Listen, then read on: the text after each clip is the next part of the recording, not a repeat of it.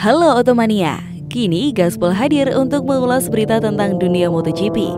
So, simak baik-baik ya. Jangan lupa like, tinggalkan komentar kalian, dan subscribe agar tidak ketinggalan informasi menarik dari kami.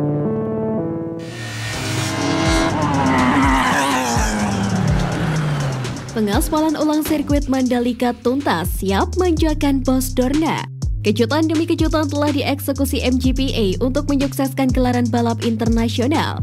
Terbaru, pengaspalan ulang sirkuit Mandalika secara resmi telah selesai pada hari Selasa 25 Oktober 2022. Kini, trek sirkuit Mandalika telah diserahkan oleh Dromo Konsultan Sirkuit dan PT Pembangunan Perumahan sebagai kontraktor pengaspalan sirkuit.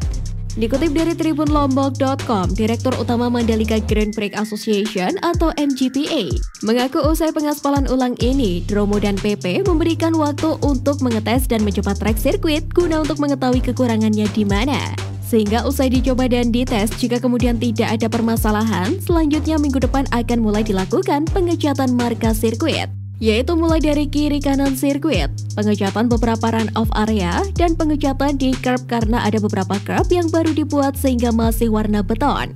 Bahkan tidak semua run-off area dicat ulang karena ada yang masih bagus dan yang jelek dicat ulang. Perlu diketahui track improvement ini meliputi pelebaran run-off di 7 tikungan, perubahan curb biasa menjadi curb Misano sepanjang 250 meter, dan serta perbaikan atau peningkatan kualitas aspal main track sepanjang 250 meter. Tim proyek berhasil melakukan percepatan 5 hari lebih cepat dari schedule awal dengan kualitas sesuai yang diminta oleh FIM. Ketebalan aspal di sirkuit Mandalika adalah 4 hingga 5 cm, sebagaimana sebelumnya juga memiliki ketebalan 4 hingga 5 cm.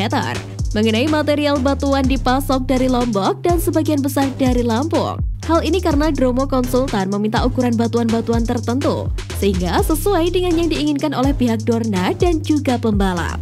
Dengan pencapaian ini, saya meyakini bos Dorna akan kagum melihat perubahan yang terjadi di sirkuit Mandalika, terutama di bagian trek sirkuit. Sementara itu, selain soal trek Mandalika, persiapan demi persiapan juga terus dilakukan jelang WSBK. Kapolda Nusa Tenggara Barat Irjen Joko Purwanto menyatakan, pasukannya siap mengamankan event World Superbike atau WSBK yang digelar pada tanggal 11 hingga 13 November 2022. Joko menyebutkan persiapan pengamanan tak jauh berbeda dengan event MotoGP yang digelar pada Maret 2022 lalu. Jumlah personel akan dihitung kembali jika ada perubahan tempat parkir, bagaimana shuttle bus, bagaimana pintu masuk, bagaimana tiket, itu sifatnya dinamis. Tapi kita pasti siap, kata Joko. Semua pihak diharuskan saling mendukung untuk menyukseskan penyelenggaraan WSBK di sirkuit Mandalika Lombok. Pihaknya mengatakan event WSBK merupakan aset bangsa yang perlu dijaga dan perlu disukseskan. Maka untuk mencurahkan rasa bangga dengan kerjasama seluruh stakeholder. Sementara itu, Badan SAR Mataram telah bersiap melakukan pengamanan di lokasi rawan bencana bersama dengan BPBD Nusa Tenggara Barat. Hal itu dilakukan karena WSBK di sirkuit Mandalika digelar saat musim hujan. Seperti juga saat pengamanan WSBK dan MotoGP tahun lalu, panitia tetap melakukan pengamanan di pesisir di lokasi-lokasi rawan bencana, bersinergi dengan RSUD Provinsi NTB jika ada insiden yang dialami pembalap atau penonton. SAR juga siap dan tentunya agar event ini berjalan lancar.